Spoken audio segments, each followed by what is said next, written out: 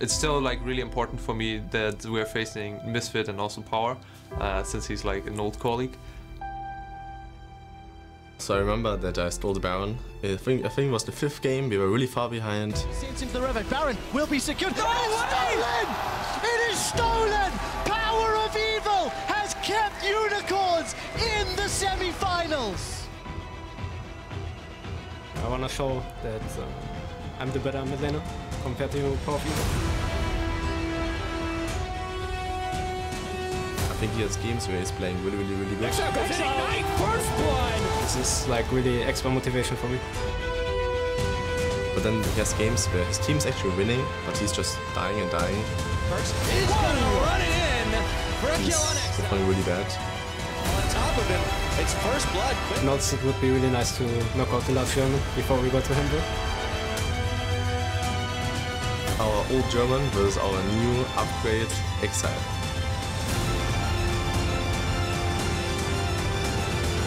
It's going to be fun, for sure.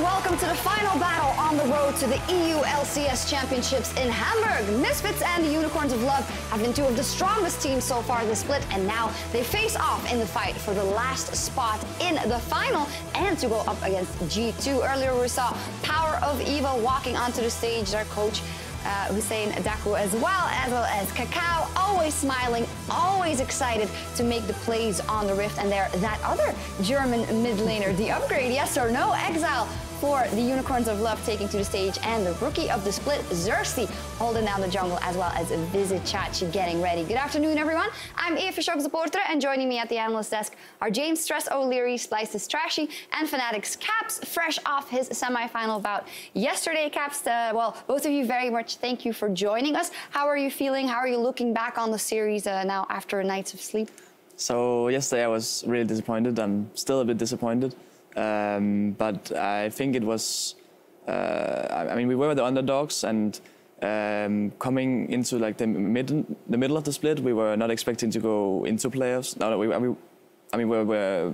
were hoping that we would enter into playoffs, but it was like close call, and we didn't expect to beat H2K neither. So even taking a game from G2 was good for us, and I think we could maybe have gone a bit better, but it is what it is. Yeah. You know, as you mentioned, taking a game off G2 is good in that first semi-final, because G2 ended up winning the best of 5 against you guys, Fnatic, and are now in a position to take their 3rd European title in a row. And the reason why that is already, well, a good start for Fnatic is that G2 is still a very strong powerhouse here in EU. Absolutely. And, you know, Caps, I think you're still selling yourself a little bit short on this. Fnatic coming out really strong in game number 1. Excited to see where you can go now in the 3rd place game, because there was some crisp snowballing, good macro. Trashy, we were talking a little bit earlier in the day. Game 2, you also thought could have gone Fnatic's way? Yeah, I mean, Fnatic had a lead in the 2nd game, and I think if they executed a little bit better in the mid game, they could have, the series could have been 2-0 for Fnatic, and then maybe the series would be completely different. So honestly, a lot of props to Fnatic for playing this well. Definitely, we still will see them in Hamburg in that 3rd place match, but after G2's win yesterday, there's only one more seat left to fill in the final, and that will go between the Unicorns of Love and Misfit, as it will be played out there, and the loser of that matchup will go up against Fnatic in that 3rd place match. Now, Misfits versus the Unicorns of Love, we're going to start by dialing in on Misfits, because they are one of the newest teams in the European LCS, and they came up big in their first split, going all the way to the semi-finals. For now, beating Splice in that reverse sweep, but stepping aside from that series, maybe Trashy, how do you look back on Misfits and their first split and what they've achieved? I mean, we have to remember that it's their first split, and I mean, getting this far in their first split must be really great feeling for them. They have a lot of rookies, and just playing in these high pressure games and being able to go to Hamburg to play as well is just a really good step for them, I think. So they should be happy. A lot of rookies, but on the other side of the rift from them today, on the Unicorns, maybe is the rookie of the split, that is Xerxes. Fantastic performance along with the rest of the Unicorns, who have just been looking so good, so on form this split. Is this the best split of the Unicorns since maybe 2015, or their inaugural split, so to say? I think so. I mean, even though the Unicorns, you know, they've been playoff mainstays, I absolutely think this is the best we've seen them in quite some time. So for me, this Unicorn squad is very strong. The team to beat in playoffs, I actually think. I think the Unicorns have been looking better in recent weeks, even than G2. Definitely so. And one of the most interesting matchups today is in the mid lane. So let's turn to Verius for more on the all-German clash. Thank you very much, Sharks. Yes, I want to delve a little deeper into this mid lane matchup where we have the old guard versus the new. When Power of Evil joined the LCS with the Unicorns of Love, he introduced some niche picks and off-meta builds like Devour Kale and Smite Orianna. Over the last 2 years, he's become a more consistent, more meta mid laner, refining his champ pool and demonstrating his might against the best in Europe. Exile, on the other hand, came into the LCS a no-name Yasuo one-trick with a tendency to die alone. However, he grew into his own and drew attention with plays like the one you see here. Gone are the days of Exile getting caught out and dying alone. As we see from his high jungle proximity, he and Xerxes focus on getting him ahead in lane, which sets him up for teamfights later on in the game. Looking back at his series versus HDK early in the split, we see a situation where a team comp is built around Exile to give him the freedom to make plays like this. Fantastic positioning combined with good decision making have turned this one trick into one of Europe's best. While Exile plays the lane, Power of Evil plays the map. When he's on a champion that allows him to push and roam with his jungler, he creates opportunities for Misfits across the rift, which they are quick to capitalize on. But perhaps Misfits are too reliant on this strategy. Let's take a look at the jungle proximity between Power and Kakao during their 5-game series versus Splice. It doesn't take a rocket scientist to see the trend. Look at the discrepancy between the first 2 and last 3 games. When PoE can't move with Kakao and create these early advantages, the team often struggle to find a solid grasp on the game. And that's why this matchup is so important. There are 2 contrasting styles, and today we'll find out who comes out on top. Will it be the early game presence of Power of Evil or the dominant team fighting of Exile? Guys, I'll leave it up to you. Well, thank you, Verius, and I'm immediately going to pass that question on to Caps. Tell me, what are the strengths and weaknesses of Power of Evil versus Exile? So Exile is a player who likes to play really aggressive, kind of like me actually, but a lot of time he's bluffing when he's going for the all-ins. He does things that he shouldn't be able to do, but just because he seems so comfortable on it and because he plays so aggressive, the opponent might be caught off guard, and therefore they might not go for the punish and instead just let him do it, and therefore he takes advantages which he shouldn't be able to take. Mm-hmm. And a lot will come down to the mid-jungle's synergy as always, yeah, Trashy? for sure. One of the things you want to do against Exile, especially if he's playing this over-aggressive style, is to call in for the jungler or even the support to put pressure on him so he can't play his style. And if Misfits can do that, then they can kind of free up Power of Evil to when he can make these roam plays that he likes to do with the jungler. So the mid lane will be the most crucial part of the game, in my opinion. And I think a lot of that also will get determined in the draft, whether it's the Lee Sin from Kakao, the Syndra, or the LeBlanc coming from mid lane. There are so many of these key picks that can set up that synergy very well for both sides of the rift. Yeah, definitely. What do you think of the rookie of the split, the Xerxes, in his inaugural split? I mean, some of the strengths Zax has is his consistency, and you don't actually see that very often from a rookie. So you have to praise him a lot. He has been consistently good in almost every game he plays, and I'm excited to see how he plays here in the playoffs. Like we don't know exactly how he's gonna play in these high-stake games. So a lot of eyes on him for sure. Definitely on the mid lane and on the jungle. But now I want to know who is going to the final, gentlemen. Ooh, it's that all-important time. Well, I brought a visual aid for this one for my prediction for this match. I brought a very fetching Easter-style aid that hopefully you'll get to see in a second. We're just watching the unicorns, you know so we'll come back to that. Caps, you can give your prediction first. I think it's going to be a bit like it depends on the mid matchup, right? As we said, and the jungle matchup. But I think it's going to be a one-sided series from Unicorn side. Probably going to be a 3-0. But again, it just depends on the picks they've been practicing this week and how the draft will go. But I'm pretty sure that it's going to be a 3-0 for UOL. 3-0 for UOL? I mean, I'm all in on the silver scrapes today. I'm hoping for 5 games. Yes. I want to see a lot of team fight action. That's what we love to see from the UOL, the good old team fights. So let's see what happens. I'm just excited to see the game. Come on, call it. Misfits or UOL? UOL. UOL. UOL. Right. Well, it's time for the Easter basket. the Unicorns Easter basket. I have 3 eggs, very Easter style. I'm going to put them all in the Unicorns basket. 3-0 Unicorns. Liking it. Yeah. Loving it. Well, and happy Easter to everyone who celebrates it today as well. And I hope we get to eat that chocolate later. I can't promise that's I'll be here by the time we're at the end of game 1. All right, cool. Well, a lot of votes for the Unicorns of Love here, a lot of trust in those Love Unicorns, and we'll see what happens. A spot in the final is on the line for Misfits and UOL. We're going to send it over to our casters for game 1.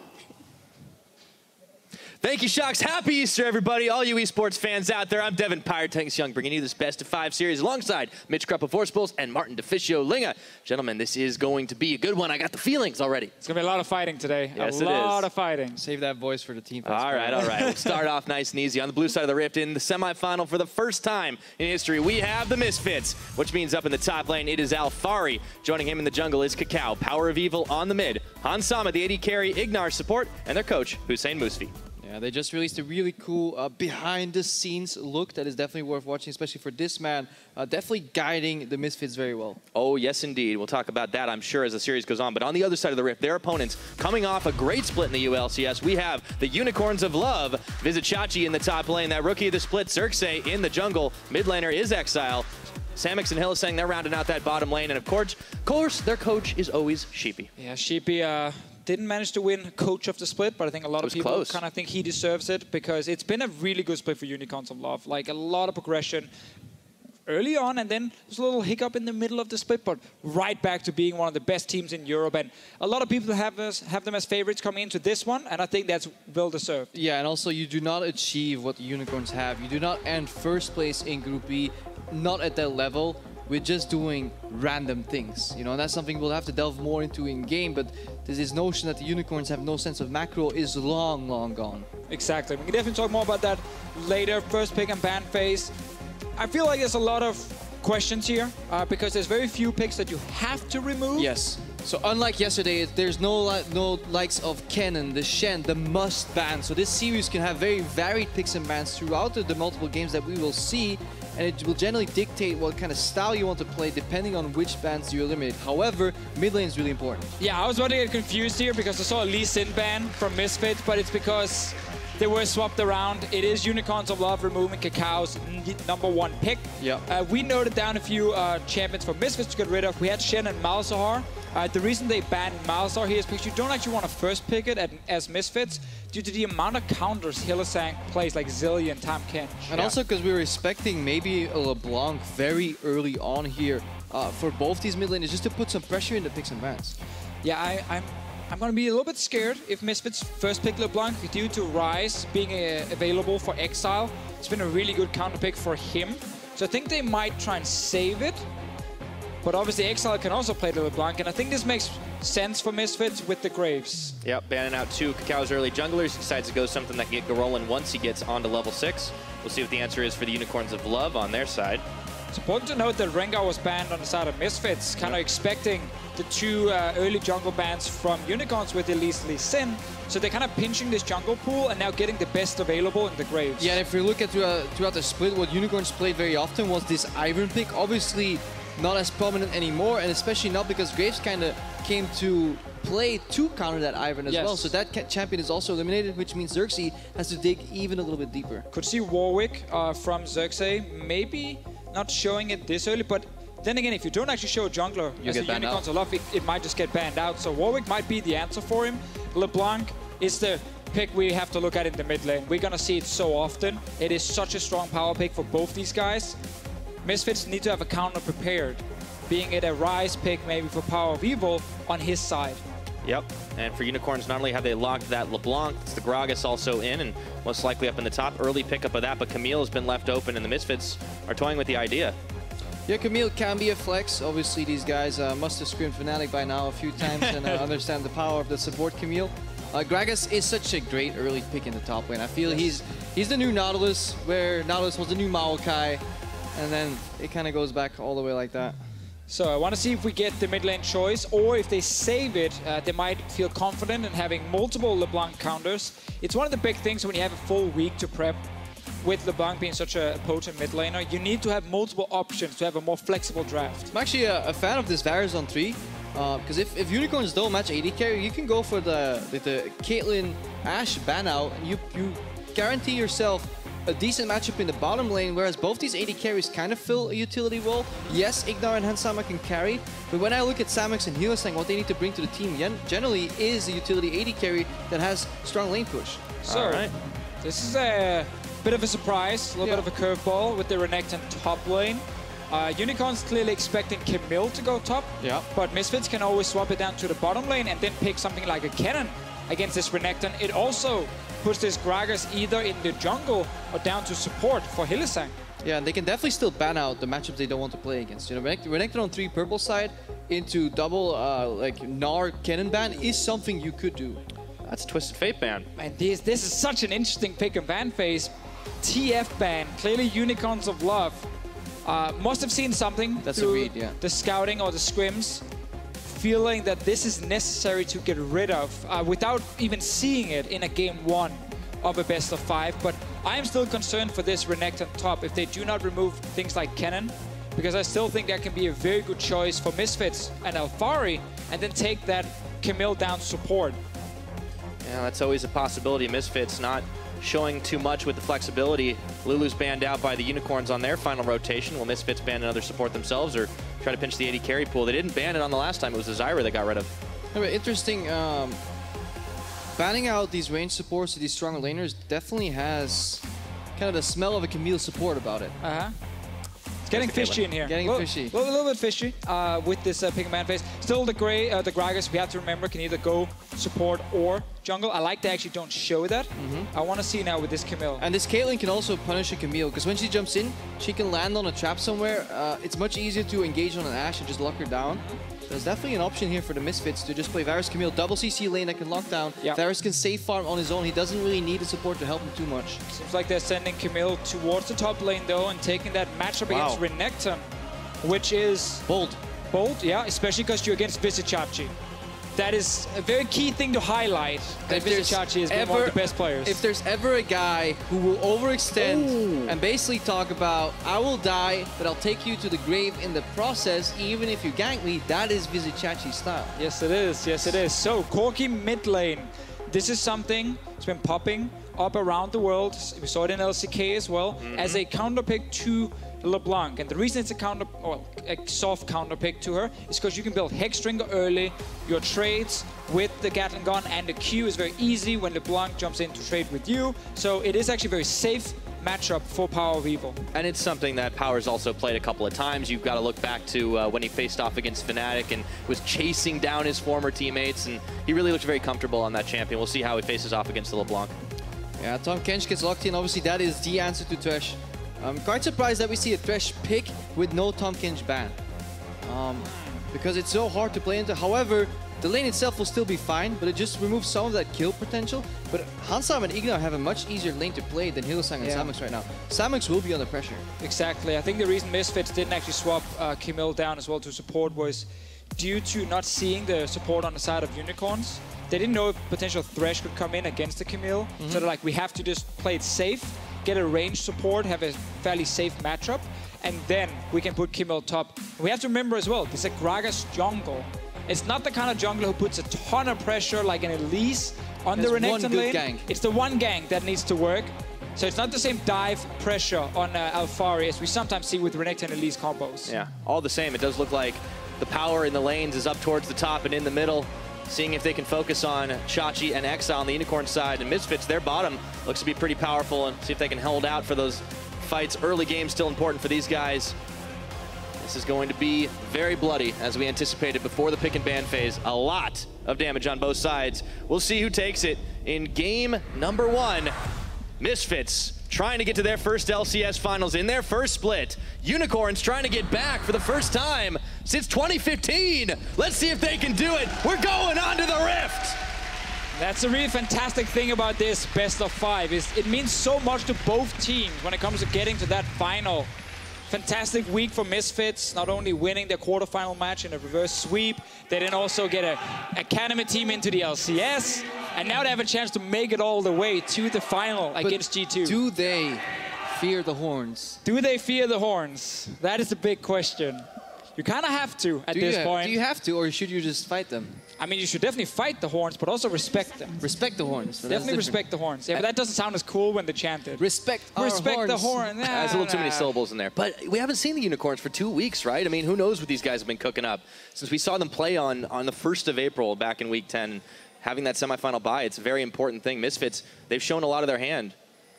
We have a lot of fascinating matchups here. I think we have the kind of slower clearing Gragas as well into a Graves. If you make a pathing mistake, Graves will punish you for that, can steal a buff. That's why I think Xerxes starting on bot side too, because Graves have in the past done Raptors red into enemy blue to steal it. Also, Gragas is extremely dependent on his blue, so he needs to lock that down early. Look at the bot lane, that's a matchup that can swing so often too. You know, Hansama really being able to abuse the push and the poke potential from this double range lane into Tahm Kench, who's also leashing. Yeah, so much comfort as well, especially for Unicorns of Love with the Lucian. Samex actually looked pretty good on it the last few weeks of the split when it came back into the meta. Hylissang, as we talked about earlier, a lot of different counter picks. Tahm Kench being one of them against the likes of Thresh. Ignor's just spotting the clear here and maybe to see if he could force a smite, but he's not going to do it. Yeah, just a little bit of early annoyance. Both junglers have their starting locations revealed because Corki obviously leashed the Raptors with the Corki Phosphorus Bomb, so both teams are aware of where the junglers start. Obviously the push for level 2 down the bot lane, always important with Thresh. Yeah, it's a really good trading pattern here. Auto, Flay into auto. If you have Colossus up, he actually had Colossus on cooldown because he traded earlier. It's even stronger right then, and that's what makes it super hard for Lucian. However, they kind of over push, so I think Unicorns are actually happy with the level 1 on bot lane. So good for Exile with level 2 early in mid. Good trade for him. Keep on going here. Hylissang was trying to turn back with the acquired taste stacks, but it's just not enough. No gray health at level 1 for the Tahm Kench, and as expected, this is going to be a lane that Samex and Hylissang are going to be under pressure for a while. Yes, but at least they have the wave pushing in rather fast. They're not getting denied in front of their turret just yet.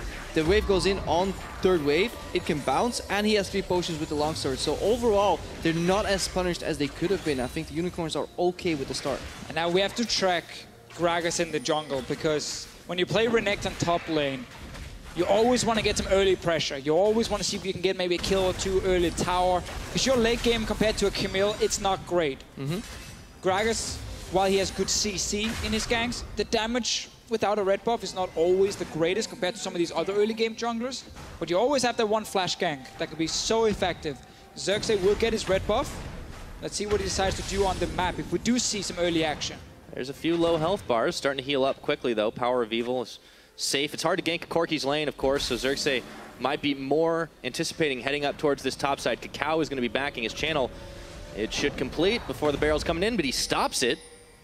He's actually not able to get back to base, and now the junglers have sight of each other. But yeah, that's the thing. It always kind of slows down the early game a little bit when the junglers are being tracked. The junglers notice each other, they know where they're starting.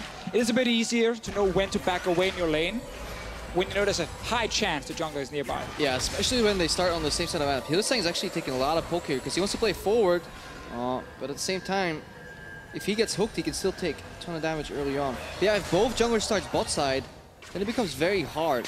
Oh! Devour will save him, it's fine. Nice long range hook though. It's all about trading cooldowns. Now you have a fraction of like 4 seconds where you can maybe get another hook off, but that's where Unicorns then play super defensive. They'll spin the map though, early on, while we might not see that many kills. Let's see Ignore. Just take the blast gun for himself. Means the jungler can't take it, and that prevents a sneaky Gragas gank. It's actually always very important, even in solo queue. If you get access to these blast cones in the enemy jungle, it makes it much harder to gank your lane if you already removed it. And trying to slow down Xerxes, fresh off Fountain Trip as he picked himself up a control ward. We can see where Kakao is though, inside of his own jungle, and should just barely have sight that Xerxes had started on the Scuttle Crab. Pinged out. It's almost funny that this series that will get so bloody later on, they'll have so much action, starts this slow. Yeah. It's really because the junglers both started bot side, walked top side, revealed each other. They know their second clear will start bot side again. Yeah. And the first thing to do is get river pressure. And this is how it's going to evolve. This is the breaking point of this early game. Since Alphari is playing so well into Vizicsacsi in top lane, it only seems like the breaking point is on the bottom lane when they run out of sustain. Yeah, bot lane, or maybe this teleport LeBlanc gets to roam. Yes. But that's one of the hard things, because Corki, after level 6, start building towards, you know, that Hexdrinker. There's not really any kill threat against the barrier Corki as well. And that means it just becomes like a wave clear game. And if you can maybe leave first, package for Corki, teleport from the LeBlanc, and if you can go down to this bottom lane, or maybe up to top lane, you can really be impactful, because imagine a world where this Renekton falls behind. He won't do anything in this game and Camille will take over, or swap it around. Renekton gets an early kill on Camille and suddenly Vizicsacsi becomes the monster. Yeah, well, the top lane is always going to be a pretty hype matchup when you're talking about Vizicsacsi, especially facing off against Alphari, who came into the split honestly looking pretty hot himself. And, well, if we can get a solo kill up there, that does turn the difference. But, of course, the junglers, they've been keeping eyes on each other, and they might be moving a little closer towards the mid lane right now. Kakao is spotted on a ward as he places one of his own. Yeah, that ward at top left right there above Kakao seems to be the new favorite warding location. It seems rather defensive, but it actually works so well against a lot of the ganks, because it spots the jungler moving into the river brush, and it also spots him if he goes around the wall to go behind. So there's no point warding your actual brush. It's much better placing a ward over there. It also is out of range for a lot of the control wards. It's a really smart warding location by presumably Exile. And this very slow early game kind of allows us to take a step away from what's actually happening in these lanes. And just as you say it, obviously there's going to be a trade, but the Unicorns of Love and how they like to play the game. It's very rarely win the early game, win game for Unicorns of Love. It's so often like slow and steady early, get to the mid game where the map is much more open, and then look for teleport plays and good roams from Hylissang and start these fights. Yeah, if we go back to the first 6 weeks of the split here, they had a massive spike from 20 to 25 minutes. That was the Unicorns. They would always break open the game at that point. So they kind of set the theater, and then they go in for the plays. And now Vizicsacsi's level 6, which means he has way more pressure on Alphari. Throws the Dominus. There is the Hextech ultimatum, but Alphari's going to have to walk out of it himself. And Chachi flashes under turret. Alphari's going to follow away, and that trade will come to nothing in the end unless he wants to go back in for round 2. Oh, he wants it. Oh, the tack sweep. That's going to slow Chachi down, but this Croc is angry, and he gets first blood. Solo kill up top. Ah, what a fantastic read of Vizicsacsi. So many top laners would leave.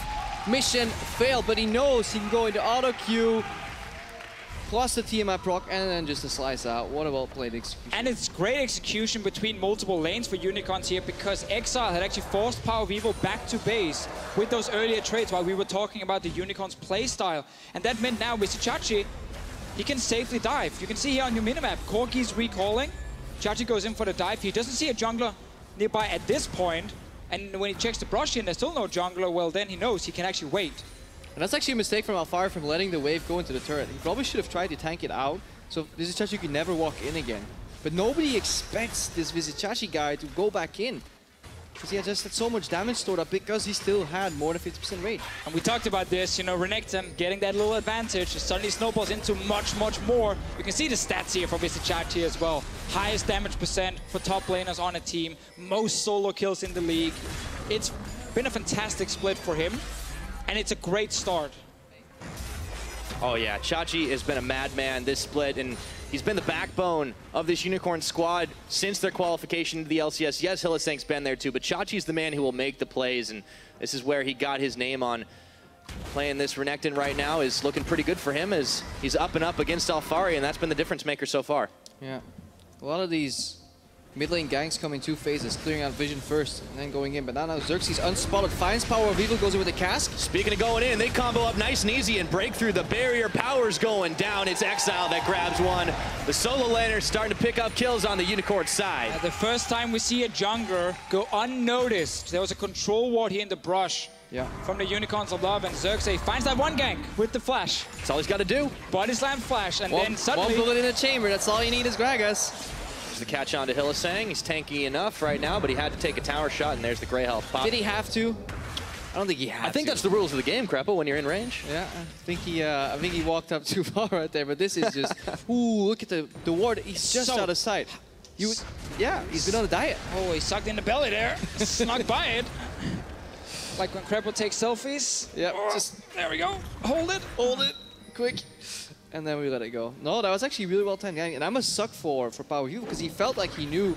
Yeah, he thought he had vision. He had vision. What he thinks happened is Gragas body slammed over the wall, waited, and then body slammed again. And that feels like dirty camper, but it actually was a really quick-paced, efficient gank from Xerxes. So this is so good for Unicorns of Love, because another big thing for them is, of course, the solo laners. Like, we talk so much about that mid to late game where the Unicorns explode. very often it's Chachi and Exile who are the two main carries in these fights, and they're looking good right now. Yeah, look at Hillsang, one of my favorite old school moves on the Tom Kench, level 6 rotation, joining Chachi here and going for a turret play. There we go, Alfari, he's gonna have to hook shot out. He is gone, but now they can turn their attention towards this top turret. 10 minutes to try and take it down. It should be easy peasy for these guys, and there is no reaction possible from Misfits. Pings are flying, but they know they've been had. Yeah, and this is the Unicorns with macro. Fnatic played against them, and Fnatic, they talked about... Hang on, Hillsang. All right, so maybe that was stepping too far forward. This time the Grey Health is popped. The ultimatum goes in. Kakao gets a revenge kill. So before I start talking about the plays... Also a Unicorn Classic. A lot of their engages hinge on Hillsang going aggressive, and it's really hard to kind of unlearn that sometimes.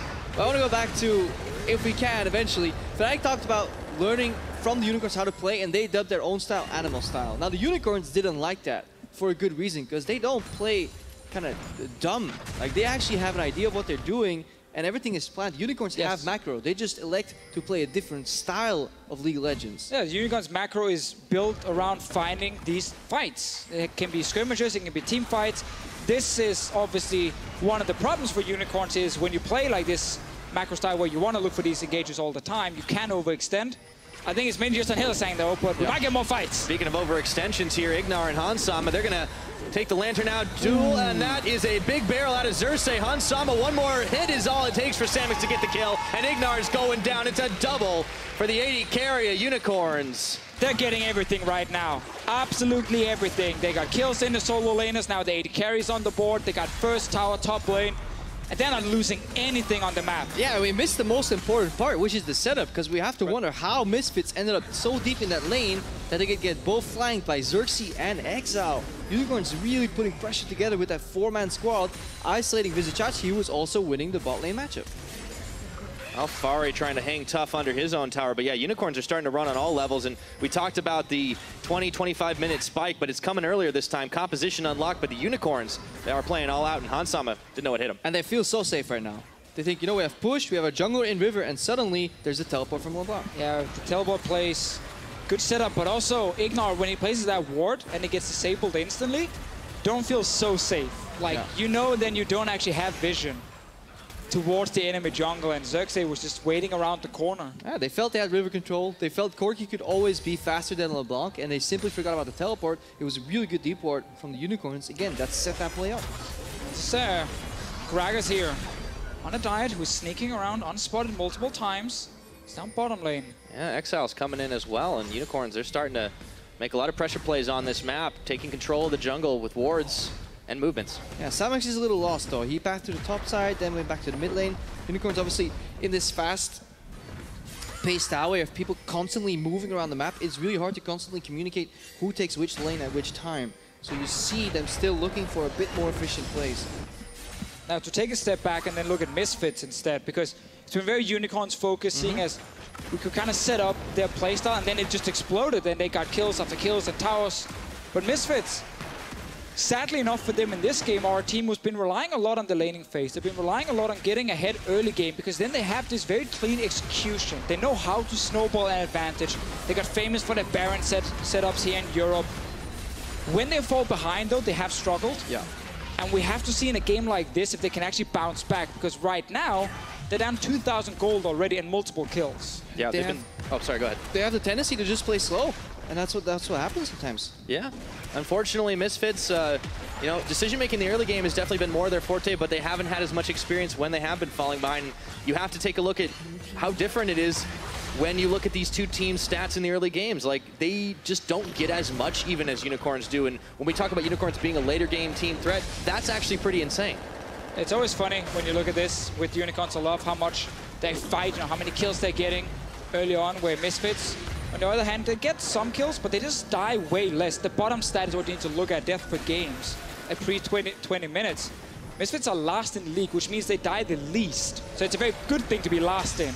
Yeah. Ooh, that's a long-range shot. Samix, he's isolated. No Tom Kench to save him this time. Ignar Kakao on the hunt down, flashing forward. There was a heal from Samix to try and speed boost himself as he flashed away too. Flay there, auto attack. He's turning it back around, and Misfits get cold feet.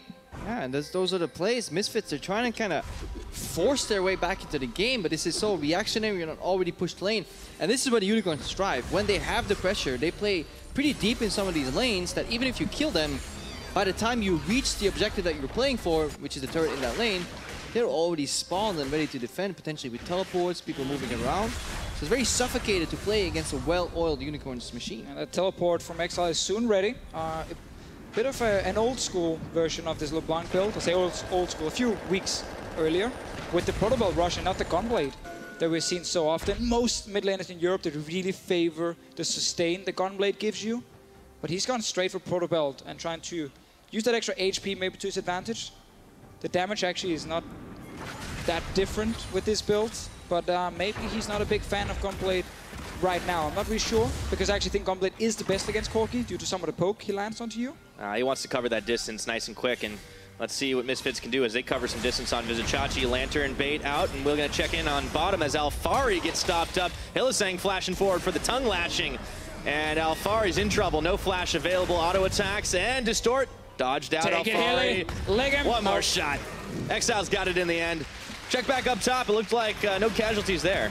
Not yet, Pyro, but they're going to fight. Oh, three-man belly pop. Xerxes sends him flying, and Han Sama down under tower. Cacao trying to kite away. Xerxes, that's why this guy's rookie of the split. Holy moly, he keeps on rolling. He's going. Red buff, full HP, Ignar. And Chachi's right at the back. This is going to be 3 kills right there. There's the Flay denial, but Ignar, your days are numbered. 1 shot, 2 shot. Even Xerxes picks it up on the red buff. And that's when you know it's done. Yeah. When you try to cross map and then you die 3v2 to a fantastic Gragas engage. Xerxes, he didn't care about losing Rengar. Getting this Gragas was so fantastic. happy to play this Gragas here. The Unicorns, they survived the lanes without needing his ganks early on. He finds that one gank in the mid lane that really keeps him just solid in the game. Obviously, bottom lane, this Tahm Kench is being used masterfully here. And this is a pick that the Misfits, they know how it works. The problem is the map is just so open right now due to these rotations that they can't elect to avoid the Tahm Kench, otherwise they lose too much already. And that's the thing, if you want to make any plays on the map as Misfits, then you have to overextend somewhere. Yes. And then Tahm Kench sitting in the mid lane will always be able to do something. But this is the play top. There's no vision on Xerxes.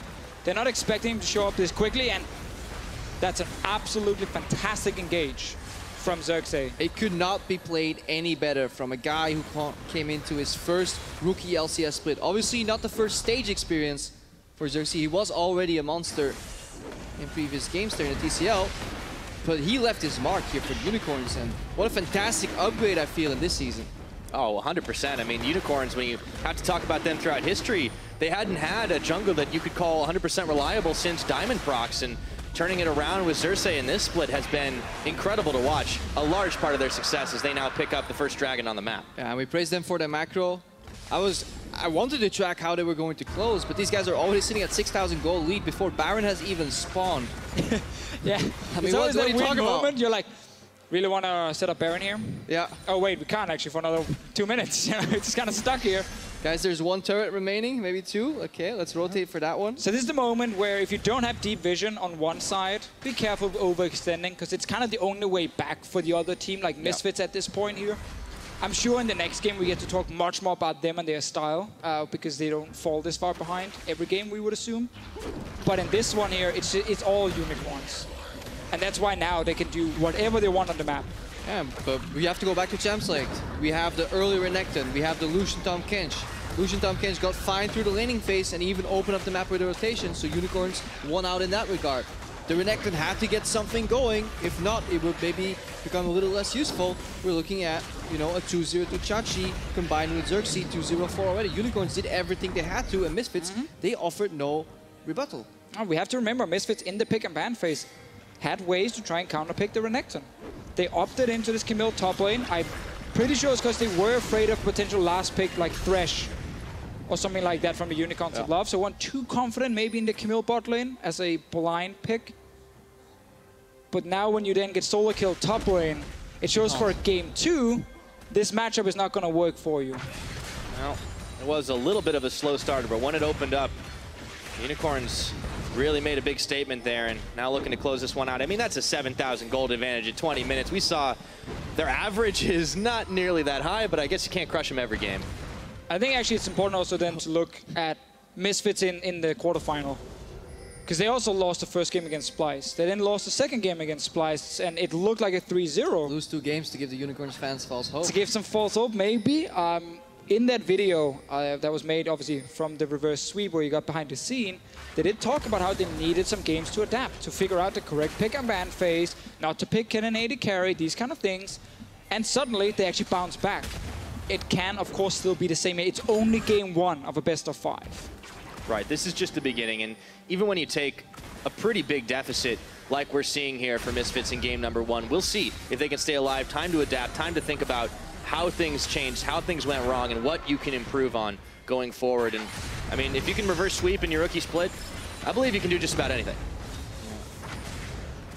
And they can obviously still be happy.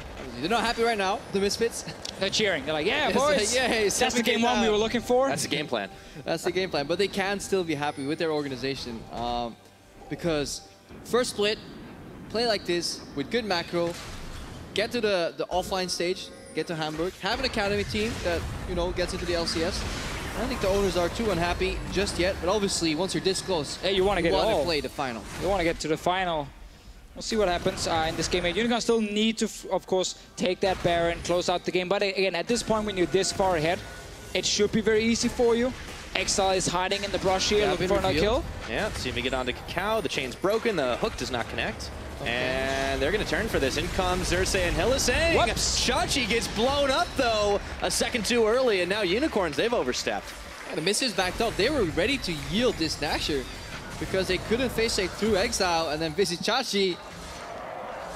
I think Unicorns wanted everything right there. They realized, hey, we can maybe get some kills. Let's just drop the Baron for now. We can always come back to the Baron, get a few more kills. Chachi, with this, of course, full damage Renekton at this point, you don't have your tank items yet. You can't 1v5. Yet. Yeah. Yet. That was a little unfortunate for Unicorns, though. Nonetheless, still a pretty big gold advantage for them.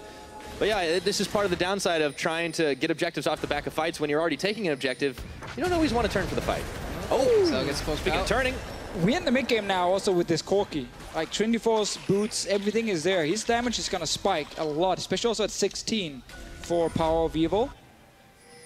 Misfits are trying now to just prevent Baron from going down to buy more time. It is still dark though, and a lot of teams would think they have the pressure here, but the Unicorns are a team that would just double TP. Here comes the TPs, and now Alfari's the target out as Xerxes stands on top of the lantern, but he's not big enough. Alfari makes his escape, and Exile's going to have to distort out. Misfits pull off the escapes. Yeah, but they're going straight to Nasher, I believe, because there's not much vision left here for the Misfits. They can just sweep it out, guaranteed it's all gone. That's the last blue trinket gone, so it's on cooldown right now, and the Scuttle gets controlled.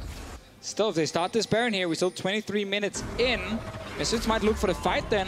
Unicorns now just lost double teleport. They have mid lane priority though, so Unicorns are going to come back out, push out the mid wave, and then they can go for another bait if they want to. A lot of farm is being lost on the side lanes. It's been a few good minutes for Misfits though. When you're 7k gold down, not losing anyone for just a brief moment and preventing Baron from dying means that you are delaying the game at least. Still plenty of time for Unicorns of Love.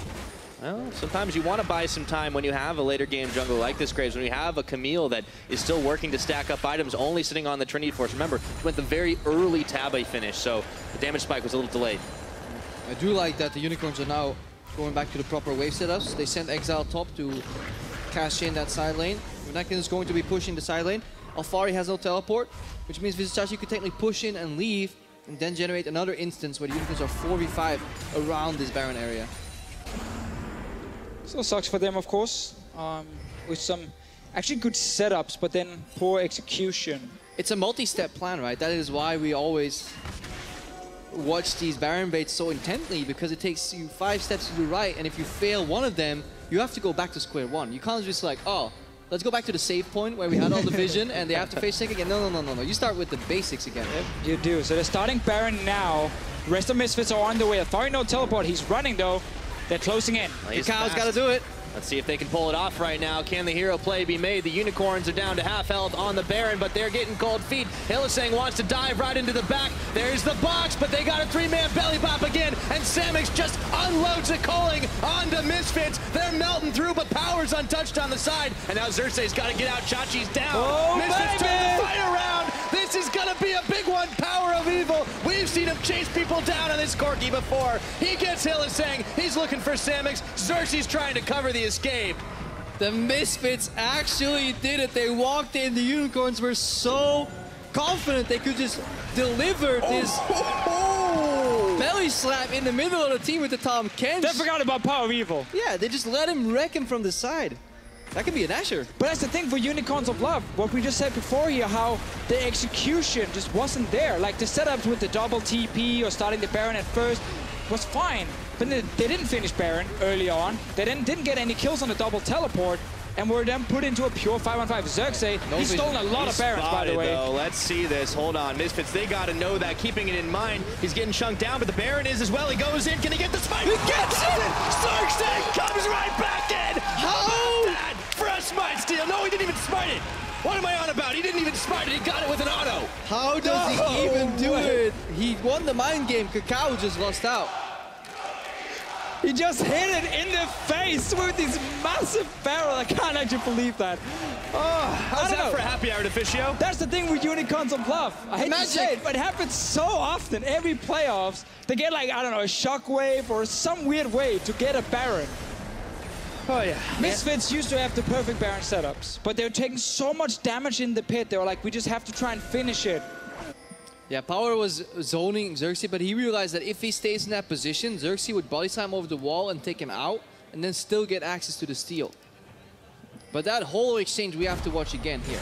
So it starts, why, like, okay, the problem we have to analyze here is that obviously Hylissang doesn't walk up, they hand deliver two people. Oh, we're back to the fight in real time. Okay, Chachi's going in, Chachi's going down. Tried to finish off Power, but he walked in without a whole lot of backup there. And now Misfits can go down back to the mid lane, or up back to the mid lane and defend that one as well. Unicorns, with this advantage, have really tried to force it too much. Force a little bit too much, a few more steps ahead of their current game plan. And they've actually been caught out a few times. And Xerxes had to almost save the day with that Baron steal. Yeah, because this is actually reminiscent of a composition Misfits had a lot of their early success with. The double poke Corki mid lane is something they ran in week 2 and 3 with Iron back then in the jungle. Now they replaced his utility jungler to get him to the early game with Graves, which is even more damage. And it's actually run a lot of damage. It's really huge as well for Misfits as a team to kind of show they can bounce back from such a poor start. We get the replay now, Crep. There we go. Let's see what we got. So the Hylissang delivering the Gragas, and that means now Power of Evil on the side is completely untouched. There's also a really big exhaust on Samix who isn't really dealing too much damage in the fights. And yes, it's okay if you can deliver a Gragas for a pick, but you deliver two people too fast in a fight, so all the damage gets centered around them. They get AoE'd as well. A lot of these champions on the Misfits team have brutal AoE, like Varus Q, Corki Q, Corki R. And here, because there's 3 people in the back of the pit, the spikes are coming out, PoE takes so much damage, so he doesn't want to stay close to the wall. Hansama gets knocked up, and then just the empowered auto attack takes it down. This is just a brutal miss smite. Kakao with the panic flash, and yeah, Xerxes is like, ooh, don't need D button, okay. So, Unicorns of Love still have the advantage, but Misfits, a team that so rarely comes back from losing the early game, really defended well and actually punished a lot of these mistakes from the Unicorns of Love and made this a very even game despite then losing the Baron and of course putting some of the momentum back towards the Unicorns. This game is so far from over because this Misfits comp as well towards the late game with these double or triple AD carries with the Graves as well. It is going to be tough to teamfight against. And it excites me for the rest of this series. It's going to be a close one. There's normally a 7,000 gold lead. It gets closed down routinely in a nice, timely fashion, and we start talking about game 2, but not this game, not this series. Well, Power of Evil definitely showed up in the last 10-15 minutes, and when you talk about a 7,000 goal lead at 20 Unicorns, they might be pushing in to try and extend it up, but Misfits, they showed that they have teeth. They can close the gap a little bit here. Now let's see if they can defend against the multi-push from the Unicorns. Exile solo on the top side. Yeah, Baron buff is gone now as well, so they did lose an outer turret, but they're keeping the base safe for now. It's also important to remember this is a game 1. And like game 1s, the players are still really getting used to the stage again and this series here. So sometimes there is a few more mistakes than you normally see. And then typically it gets cleaner and cleaner the further in we go. Yeah. Unicorns hadn't played for 2 weeks on this stage. Gotta shake it off a little bit. Yeah, you do. Have to get used to that one. Let's see if they can keep pushing this in for the win. Still very important for them. Favorites, semifinals, and Unicorns were looking to head to a big final matchup. And well, haven't been able to do it for a couple of years, but they have always been in the playoffs. They're used to this stage in that regard. It is still good to see that Ignar is comfortable on this Thresh, because threshing losing teams generally tends to literally int it up. Like, you end up on like 6, 7, 8 deaths. I've seen your stream. Yes. You walk up, you're like, I'm gonna hook. No, I'm dead. And Ignar is actually 0, 2, and 8 with a pretty defensive posture. He is ready to lantern people out and then go for hook in front line, but he's also been the front line himself to try and make picks, and it's really hard to do that consistently. If you are a KDA player as a Thresh, you stay in the back. You just lantern whoever is in the front out. Sadly, you can't really do that with most compositions because you need, as Crepo said, to be up there. And when you then CC yourself by actually hooking something. Well, we've also heard Ignar is a very vocal part of the team. Talking about that video from last week, we heard his call is pretty much in action consistently. And when you're on a champion like Thresh, you want to be able to do that. Alfari, he's caught, he's isolated, and with the help of Tom Kench and Gragas, he's out of there. Yeah, another example of how Unicorns have been leveraging this Tom Kench pick so well in the early game. This is not the first time. And yes, it's such a good example. Hillsang, he makes these similar plays. Sometimes they have really big payouts. Sometimes it's a bit too far. It's fun to see because he's only been part of 3 kills. But it feels like his ultis, whenever they've been used properly, just the pressure he adds actually then gives the kill. He doesn't have to get an assist for it. So he's done much better than his score actually shows. Yeah, they've had major impact on the game, both positively and negatively. And that is the nature of Hillsang's engages.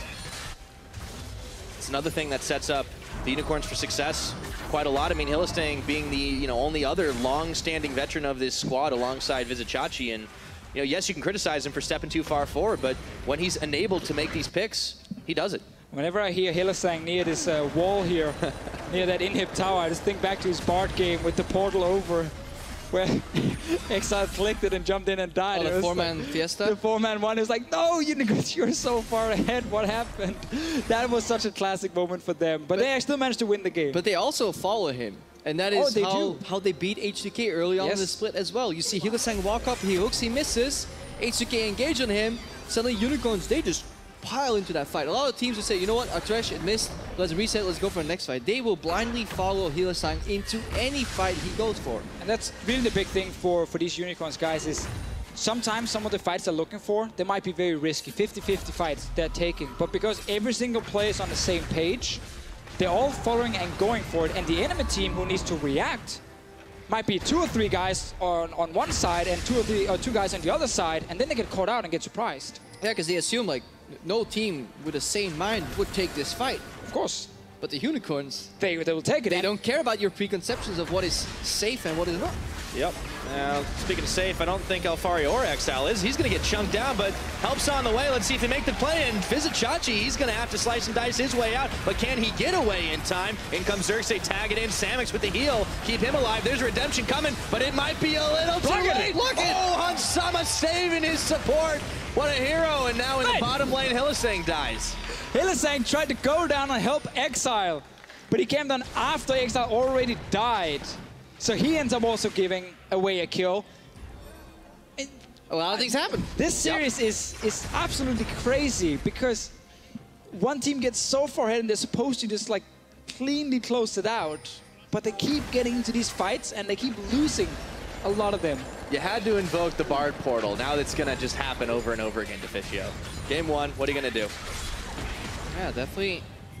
You need to see if they can calm it down right now because they're still 6,000 gold in the lead, right? The Unicorns, they should be able to set up the waves right here. Right, next side goes in, he forgets playing against Camille. Once you miss that chain, you should just disengage because now there's no way out. That's the problem, yeah. As soon as you get hit by the stun, you're not getting out because then he can ult you after. And Hillsang is like, whoops. Yeah, that's not going to end well no matter how you slice it. Just Unicorns playing on 3 lanes at the same time. And this time around, as soon as you lose one lane, well, everyone has to then disengage because then it all falls apart. Yeah, Vizichachi stopping for the ward clear when he is being attacked by 3 people. Striving for efficiency. Really wanted that ward, want to be a team player. I mean, he did get out. So, great heal from Samix. Xerxes almost sets up the kill then because then the ulti knocks Ignar back into the calling. Yeah. And Sama gets to block it though in the end. So we're still there, 6K, 7K gold lead. And yet it feels like this game is just dead even in so many ways because Unicorns of Love have lost so many fights. It's one tower for Misfits in the entire game. They should not be able to win this. That's where like a lot of the gold is sitting though, right? Like if a big fight happens, we're 35 minutes in, all of a sudden those towers start falling, that Baron's up for grabs. I mean, there's so much on the map for Misfits to take. Yeah, or even the gold will just not matter anymore because these picks for Misfits, they scale better, especially on 3-4 items. Like Corki, Varus in these fights, they can be down 5,000 gold, but if they hit 3 targets with a single arrow as opposed to a LeBlanc who's maybe going for an isolated target, the value trade there is definitely in the Misfits' favor. So I don't know where it's going to go. We don't know because we don't know what the Unicorns are going to pull out next. That's the thing. Power of Evil right now is so insanely strong. Infinity Edge, Rapid Fire Cannon, he's ready for these fights here. Exile, it's harder for him because he's very focused on a lot of single target damage. And if you don't find the correct target when you do jump in the first time as a LeBlanc, then you give 2 or 3 seconds to Corki and Varus to sit there and shoot away. But the Unicorns have swept most of the vision in River. Okay. There's a few wards. They could technically bait, they could technically rotate, they could technically do anything they want. Let's find out what they do. Well, Baron is the Unicorn's friend, has been for quite a large part of their history. They're starting to shred it down, but Misfits are not far behind. There's a teleport coming in for Alfari, and Unicorns are peeling. Chachi is around the side waiting to go in on the Dominus, but he's spotted on the blue trinket. Yeah, really good awareness by the Misfits here. Ansama needs a lantern. That was a risky path. Yeah, he's, for a rookie, pretty bold pathing, walking straight into Visit Chachi. Don't try to carry on the front line, that's for sure. Trust in his support. Yeah. Knew the lantern would be there, so Unicorns back towards this Baron here. They have TP advantage. They could just send Chachi back down to the bottom lane and use this wave here, but they're actually just starting it straight away, so they're giving Misfits a potential 5-on-5 team fight. Yep. They're pushing lanes, see if they can peel off safely enough. It's trying for the bait by starting the Baron itself. It's regen. Unicorns are not able to find the fight. Misfits staying as a unit. I would love to see a rotation to the bottom, top lane rather here. At least Exile is going, but if you went Tahm Kench Lucian to the top lane, that is a free inhib turret there for Unicorns. Instead, they like to hold mid. All right, Cacao is backing off right now. Will he finish his channel? The rest of Misfits, they're hanging around. They're not daring to let this Baron go over. All right, so Misfits actually managed to go back and clear out this big wave. Missed opportunity. Unicorns of Love, I think also just with the bot lane, having that TP on Chachi, TP and Exile as well, they're TPing both members. Look at Nobody's farming his lane. There's like literally 3 waves crashing into the turret, but because you're playing against the Unicorns, your first prerogative is get back to the Baron ASAP. We reset though, and I like this from Chachi. Now he's down to the bottom lane. This is really good for Unicorns because Misfits cannot send anyone to defend. So Chachi can freely push in this one. Once Alfari shows up, Unicorns should go straight to the Baron and just start it. And just be ready to turn with the teleport from Vizichachi. Unless Alfari knows the whole equation and chases Vizichachi into the jungle. But then again, you can tank it with Xerxes and just disengage. There's a calling. They're going for this potential fight instead. And this is still okay for Unicorns, but the problem is you give Misfits a way out.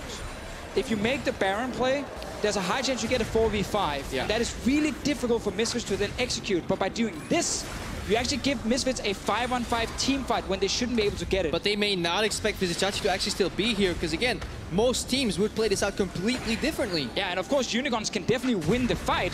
It's just giving Misfits more openings. Let's see what happens here. It's on Ignar. They've got Ignar down, but he's going to play and then get the hook back on Xerxes. Hextech Ultimatum is locking up Chachi in the pit. They've got a redemption. Will it come up in time? He flashes to get the heal. Alfari low, but he's going to get out of dodge right quick, and he stays alive. No one going down. Summoner's burnt. The Misfits are adapting. They're learning what the engage patterns from the Unicorns are. We see... Oh, that's a ward out there. Oh, boy. They're on it right now. Can't Misfits respond in time. This is quick. This is going down. This is a 39-minute Baron attempt, but Exile, he's got to live for this to count right now. Power of Evil is firing him down, but he's stopped up by the chains, but now they don't have any help. Unicorns are turning off the Baron. Panic right now. They're still on it, so Misfits around here. Exile going back to base. He does have teleport ready. Here's Cacao. Can he turn around the steal right now? He gets an end of the line. There's a teleport coming. 1,800 damage on the Baron, but they're going to turn off and try to take the fight. They melt through Hansama. Ignar's going to flash away, but Exile's right on in. Instant exhaust. They get the channel complete. He goes in with the Hextech, but Ignar takes him out. The damage total, it's 1-2 in favor of Unicorns. And Baron is still alive. Both teams are just fighting around this big objective. Now Unicorns back towards it. This time around, let's see. 3 guys alive on Misfits' side, but Corki's back in base. But Alfari has Hextech Ultimatum. He could keep people busy so Cacao doesn't get challenged as easily. Cacao's looking to base here. I think we're looking for the complete reset. No one's got summoners right now. This is tense. Maybe Samix. That's about it.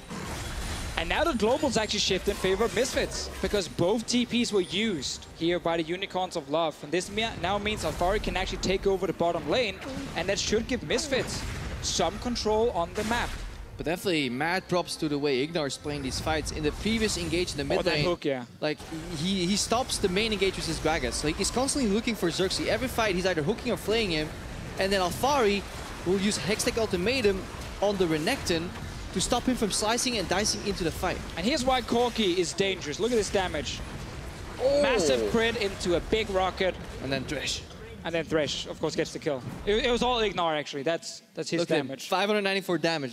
That was that kill right there. That was that kill. It's more than Hillsang did.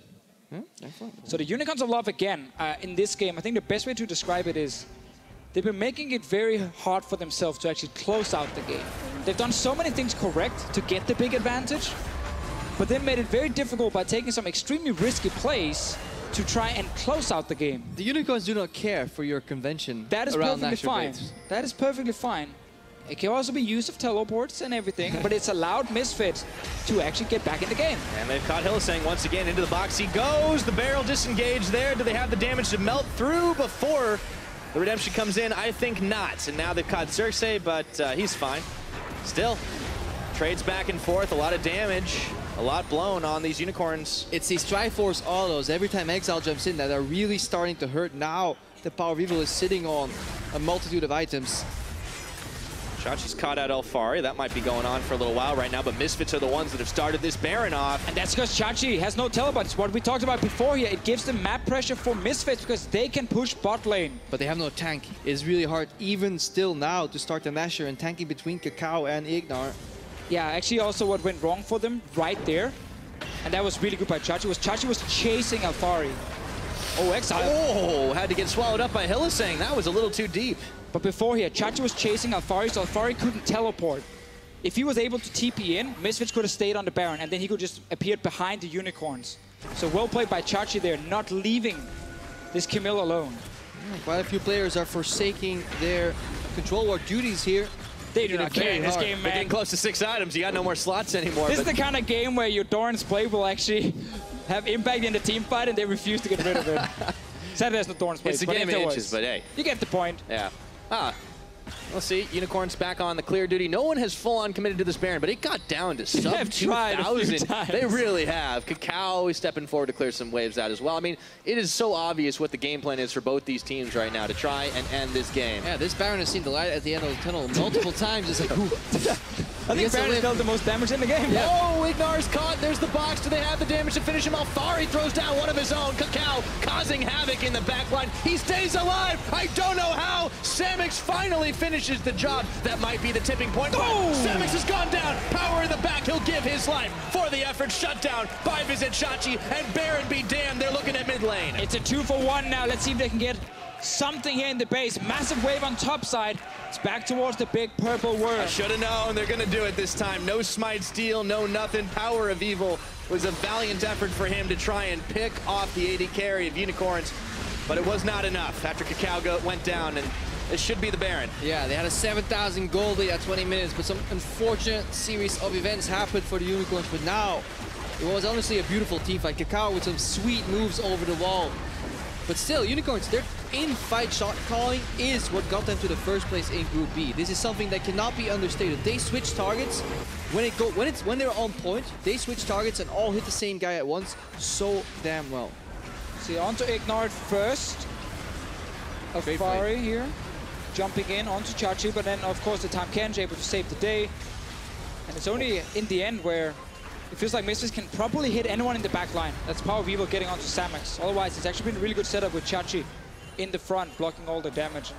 To your point there about the target selection, we were actually looking at the team and like the damage per minute against 3+ members. And it's pretty low for Exile, pretty low for Samix, which seems weird when they're winning so many fights, but it's because they're so good at picking the correct target and nuke them down, and then the fight is basically over. So we looked at all situations where 3v3s and more, so 4v4s, 4v5s, 5v4s, and we're like, wait, these guys, none of them rank highest in teamfight damage, yet they all win because of teamfights. It's just because they have really great target selection.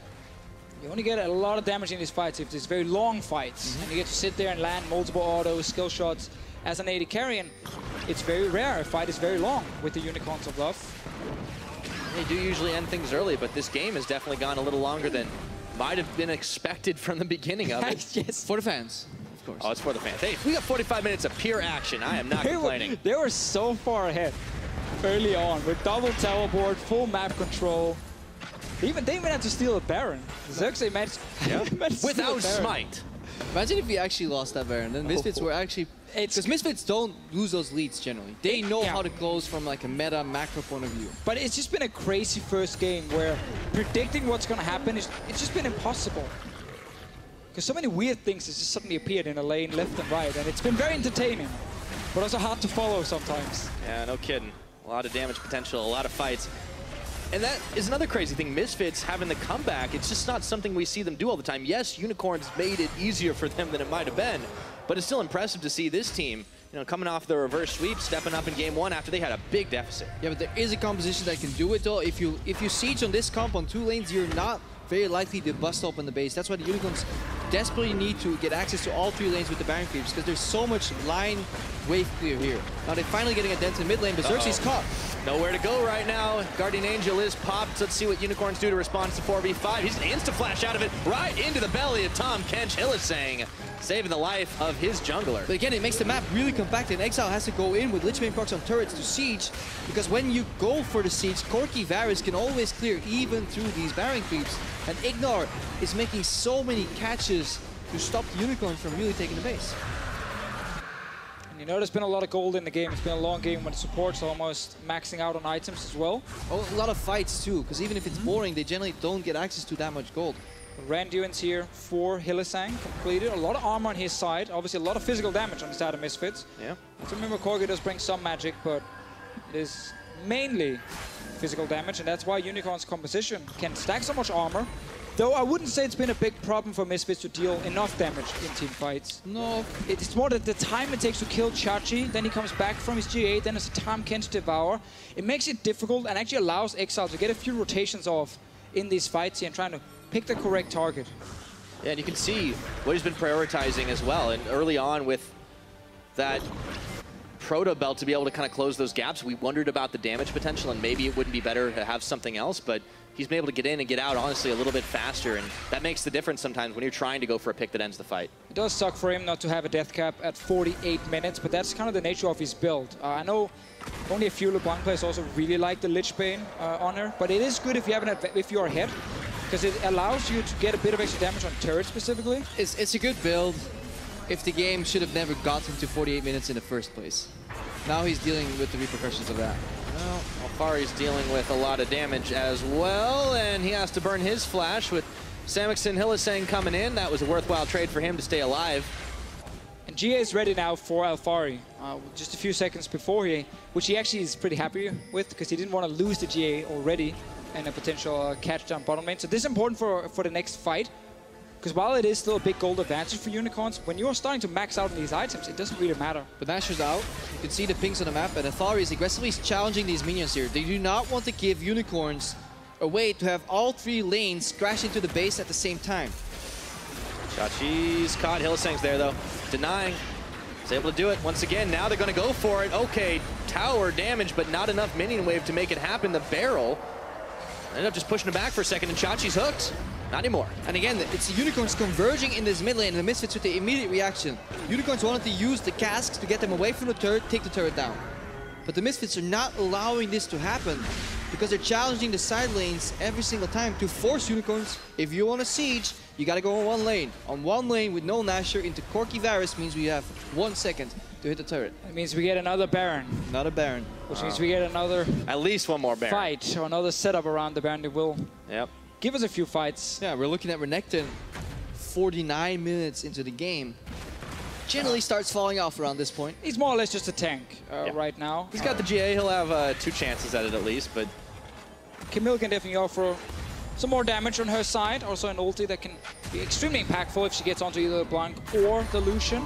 Yeah, and then the difference in Gragas versus Graves, sustained damage output. Graves is a tertiary carry here, as opposed to Gragas, another tank.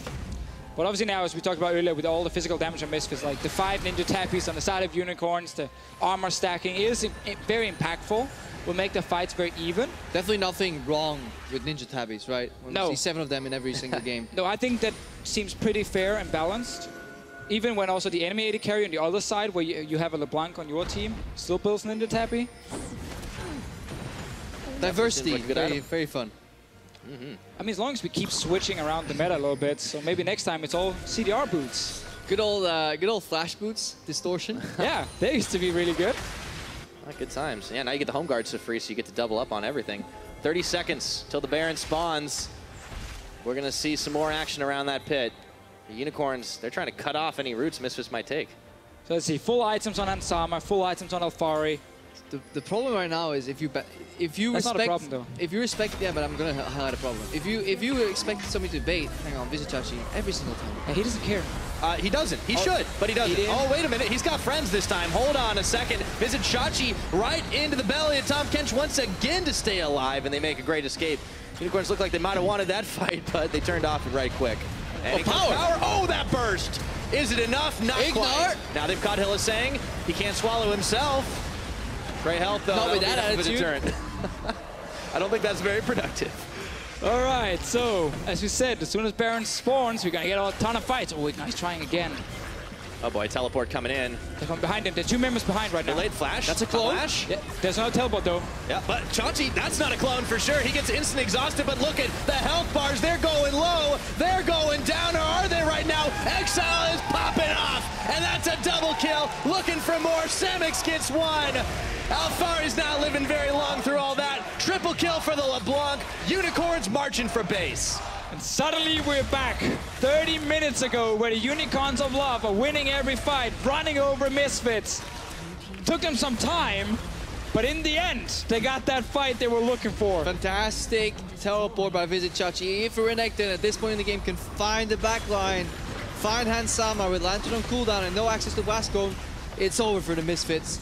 Oh boy, the longest game either of these teams have played all split long, and it is the start of a best of 5. Let's go fountain diving. Why the hell not? They take down Ignar. They're getting themselves the last Nexus turret. That's the ace. That's the base. And this is game 1 to Unicorns. What a barn burner!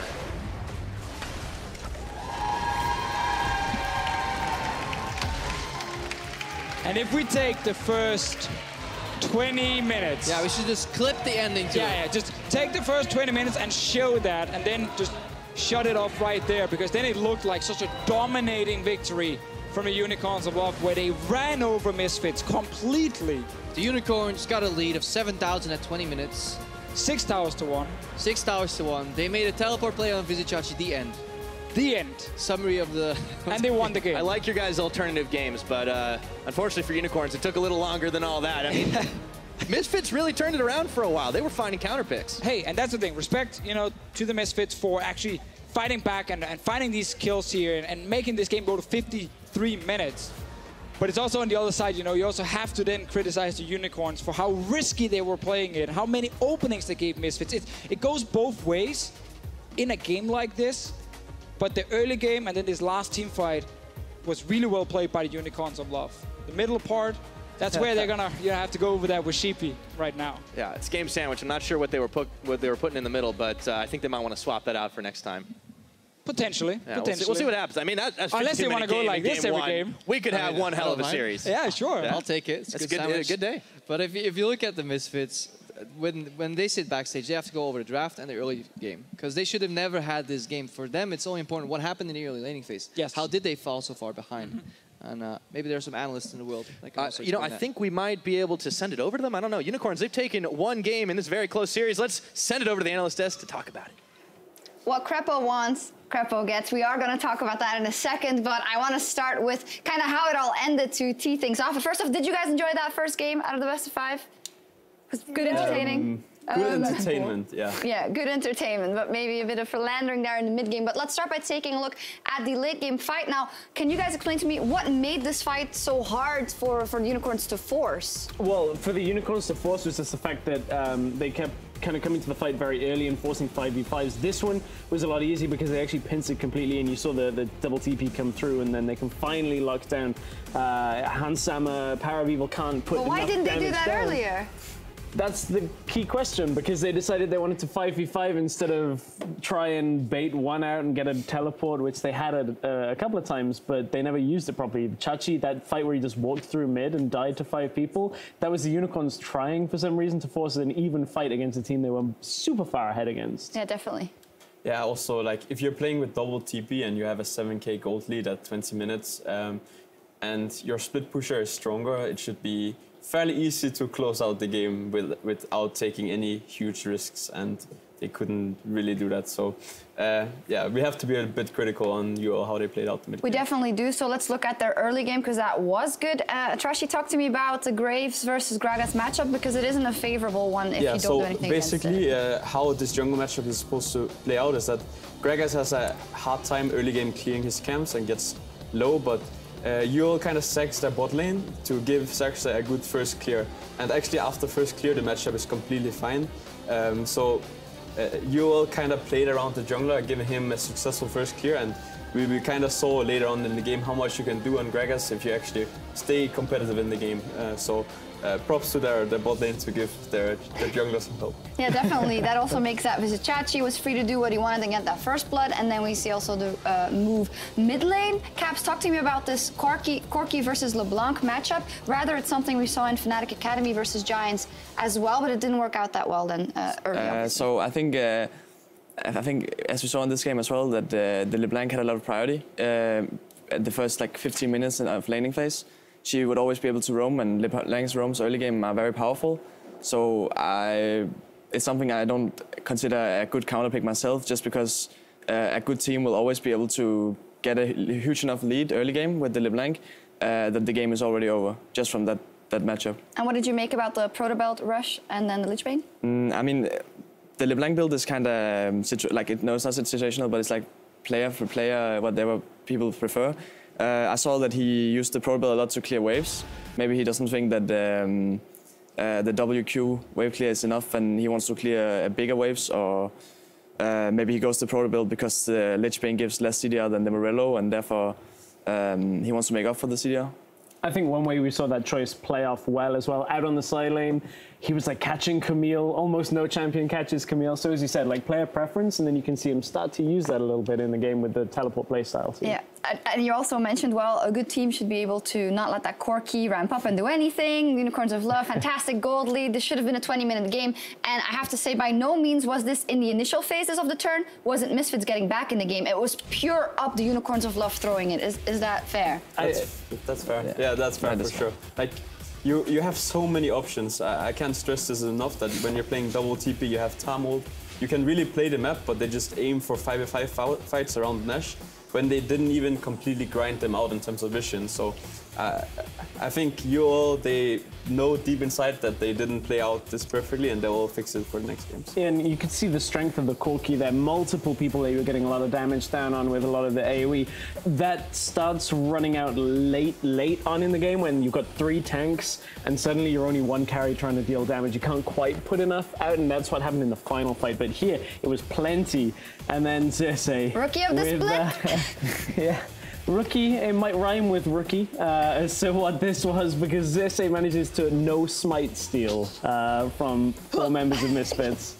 Also, I think it's a big mistake by UOL, like playing the fight face up when you have like LeBlanc, Renekton that can TP in on flanks and make it really difficult for like a Varus and Graves and Corki if you're flanking them, so they have to split up a bit. Then UOL really can shine in fights, which we saw in the last team fight where they won. Yeah, 5 Baron steals for Xerxes. This is most of any jungler this split so far. So there you go. So there's rookie status. Okay, now as we look towards game 2, I feel like the fact that it dragged out and that Misfits saw that the Unicorns of Love are not flawless in the mid game might give them a lot of confidence going into game 2. Caps, what would you like to see changed for the Misfits so they can do better early?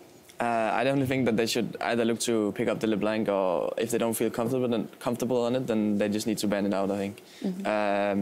They tried this Corgi this game. I'm not a big fan of it myself. I think maybe Ryze is fine, and there might be other picks that are fine into it, where you can actually have pressure at some point in the lane, but I just feel like the Corgi, he never has pressure in lane. Also, they can't pick the Camille blind when Renekton is open, because we saw how much pressure Visage just put on that lane alone. Like, he didn't even get any assist from the jungle. He just basically solo killed him alone and almost took down the tower alone before they swapped with the Tam into it. So look to give Alphari a matchup that he's comfortable with, and then I think we will maybe have a different game. All right, better matchups for Alphari and Power of Evil. We'll see what happens with some time to regroup and if Misfits can strike back when we return for Game 2 right after this.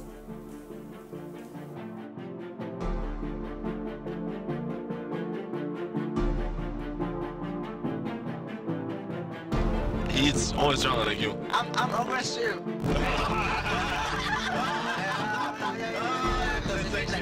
Wants to go back in for round 2. He wants it. On the tag sweep, that's going to slow Chachi down, but this Croc is angry, and he gets first blood. Solo kill on top. I can hit you, come here, friend. Nice. Great system. Oh, 3-man belly bomb. Cersei sends him flying, and Han Sama down under tower. Kakao trying to kite away. Cersei, that's why this guy is rookie of the split. I'm on the side.